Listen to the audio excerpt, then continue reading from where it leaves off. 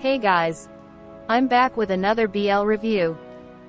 Today, I'll be reviewing the BL series called Dangerous Romance, but before we dive into the video, here's a quick disclaimer.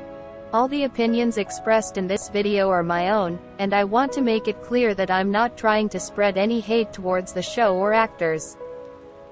I'm simply sharing my honest thoughts about what I liked and disliked, as everyone is entitled to their own opinion. If you happen to disagree, feel free to leave a comment down below. This video contains spoilers, so if you haven't seen the show yet or plan to watch it, I recommend clicking off the video. Siloam, a diligent but financially struggling student, takes on multiple odd jobs including escort jobs to help support his older brother and sustain their livelihood. His path crosses with Kangan, the school bully, and after standing up to him, Siloam becomes Kangan's main focus for intimidation. However, fate intervenes when Siloam is presented with an irresistible offer of money, leading him to become Kangan's personal tutor. Through their unlikely bond, despite their differences, a strong connection forms between the two. I approached this show without watching the trailer, thus having no initial expectations. During the first 2 episodes of Dangerous Romance, I found myself quite excited about it. However, just like every other GMMTV production, the initial thrill faded quickly. Unfortunately, I can only give this show a modest rating of 4, and that's being generous.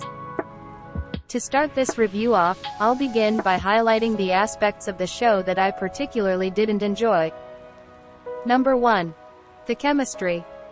In my previous review of Never Let Me Go, I talked about the lack of chemistry I felt between Perth and Jimin, and I'm gonna stand on business with that because it was no different in Dangerous Romance. I feel that Jimin, as an actor, performs better in non-romantic roles. However, throughout this show, it seemed like he was uncomfortable during any romantic or intimate scenes. To me at times it felt like he was being held at gunpoint to perform.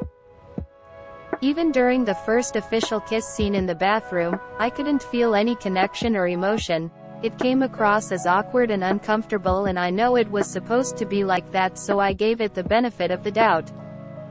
I had hoped the subsequent scenes after might improve, but unfortunately, the same sense of awkwardness persisted.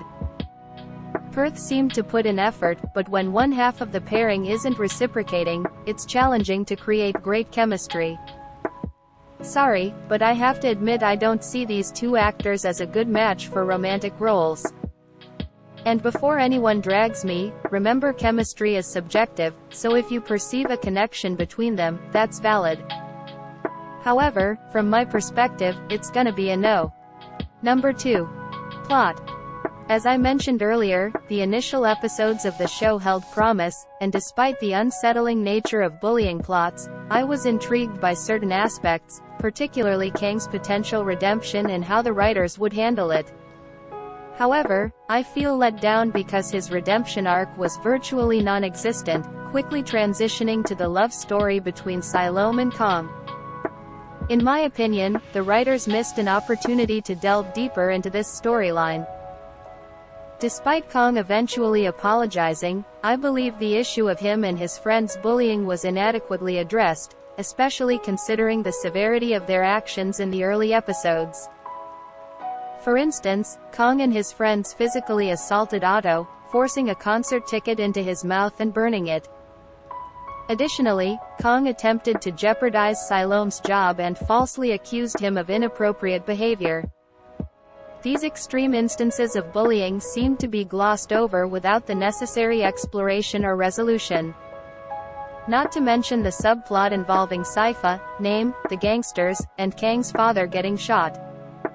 It felt like it was added in to create a sense of danger in the show, but it was resolved within just 2 episodes, which seemed to contradict the essence of the show's title. Number 3. Love triangle.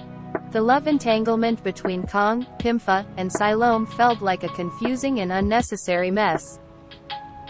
There was a lack of groundwork for these romantic dynamics, leaving it seeming abrupt and out of place. Throughout the show, there appeared to be no prior indication of romantic feelings between Kong and Pimpha or Pimpha and Siloam. This subplot didn't contribute much to the overall plot, aside from Siloam eventually expressing his feelings to Kong. Perhaps that was the writer's intention from the start, but due to the lack of prior hints or indications of affection among the characters, it didn't come across as believable. Number 4. The flashbacks. The incessant use of flashbacks in every episode, especially following any minor progression in Siloam and Kang's relationship and even side character relationships, became quite annoying to me. Initially, it seemed like these flashbacks were meant to highlight the importance of their relationship. However, the repetitive nature of these flashbacks, present in virtually every episode, diluted their impact and instead became more of an annoyance than a meaningful storytelling device. Number 5. Childhood trope. While this trope can work effectively when done well, majority of the time it's just some minor interaction between the two leads that leads to one or both of them developing feelings for one another. That was the case for Kong and Siloam's storyline. A pivotal moment occurred when Kong offered Siloam one of his favorite umbrellas to shield him from the rain. This simple act sparked Siloam's developing feelings towards Kong.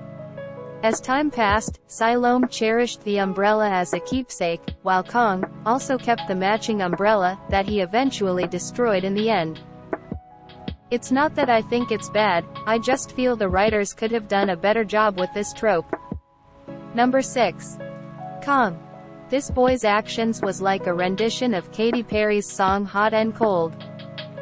He shifted from liking Siloam to showing interest in Pimpha, then back to Siloam. When he and Siloam finally got together, their relationship was deeply affectionate. However, everything took a sharp turn when his father was shot and Siloam's brother being the prime suspect. Despite initially believing in Siloam's brother's innocence, he abruptly ended their relationship moments after Sypha's confession, even throwing Siloam out of the house. While understandable, his actions after that was even more confusing. Kong rescued him while he was drugged but then declared Siloam was on his own. He even snatched the pin off Siloam's shirt when he quit school. However, he later followed Siloam and protected him from gunshots, then comforted him while he was crying in the shower, reminding Siloam of the promise he made to him about always taking care of him. The whole time I was watching this I was left with the question, what is happening? Like my girl Bella said, your mood swings are kind of giving me whiplash, and that's all Kang's character managed to do for me. Number 7. Pimpha and Nabdao. I'm a bit confused about whether these two characters were intended to be a couple or not. Their relationship didn't seem to have a romantic vibe, possibly due to Nabdao being Pimpha's teacher. However, they did seem to grow closer over time, and when Pimpha graduated high school, both of them ended up attending the same university in London. It's possible that the writers faced time constraints and chose not to further develop this relationship. Perhaps if they had took out the 10 flashbacks of Kong and Siloam we got every episode, there could have been more room to explore Nabdao and Pimpha's relationship. Honorable mention. Where's the danger? For this show to be called Dangerous Romance it sure lacked the dangerous part, but to be fair it also lacked the romance part.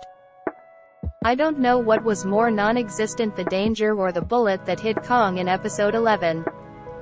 Either way both was a disappointment. Anyway, let's move on to what I actually liked about the show. Number 1. The acting. The overall acting in the show was fairly decent. Perth's performance stood out the most, which isn't surprising considering his consistent skill in delivering strong performances across his other shows. Number 2. Side characters. The side characters, particularly Otto and the grandmother, were fantastic in the show. There was a genuine sense of care and support among the characters, which added depth to their relationships. Otto's portrayal was particularly great. His drunken attempt to confront Max, who previously bullied him, was hilarious to watch. The grandma in the show didn't show any favoritism or special treatment towards Kong despite him being her grandson. She treated him on the same level as she did with everyone else, and I loved her for it. Number 3. Kong and his father's relationship. These two relationships started off very strained, as the father had promised Kang's mother not to be too harsh on him. Yet, from Kang's perspective, it seemed as if his father prioritized his career over their relationship, merely throwing money his way without genuine care. However, I liked watching their relationship develop and the father gradually making an effort to understand and connect with Kong, and Kong with his father. Number 4. Guy and Nava. Guy and Nava's storyline was far more captivating than that of the main couples. While their chemistry was decent, similar to the main couple, they also seemed to lack in that aspect. However, their kisses felt genuine and conveyed a sense of real affection between them, which made their connection more believable compared to the main couple. Number 5. Naim and Saifa. To me, these two characters stood out as the highlight of the show. Despite having little to no screen time together, their chemistry outshone that of both the main and secondary couples combined. Their final scene in the prison was the best scene in the whole show. It's kind of disappointing that the most compelling moment of the entire show was merely portrayed through a simple act of hand-holding between jail bars. Honorable mention. Kong and Siloam. Despite my earlier critiques, I found the dynamic between Siloam and Kong very cute. Siloam's willingness to assist Kong not out of obligation but genuine affection was great to watch. The most adorable moment for me was during the graduation when Kong openly declared to everyone that they were dating. It was a genuinely sweet and charming moment in the show, and like Kong always says, without the wind, how can a windmill spin? My overall thoughts of Dangerous Romance is that it had the potential to be a great show, but it fell short due to the lack of chemistry between both the main and secondary couples. This issue, combined with weak writing, significantly impacted the quality of the series. If the show had only one of these issues, it might have still been salvageable, but the presence of both proved to be its downfall. I wouldn't say that I didn't find some enjoyment in the show, however, it mainly served as a way for me to pass the time while waiting for the shows I wanted to watch. I'm aware that many people found this show appealing, but personally, it didn't resonate with me. Therefore, I refrain from recommending or discouraging others from watching it because I believe everyone should form their own opinions based on their preferences and tastes.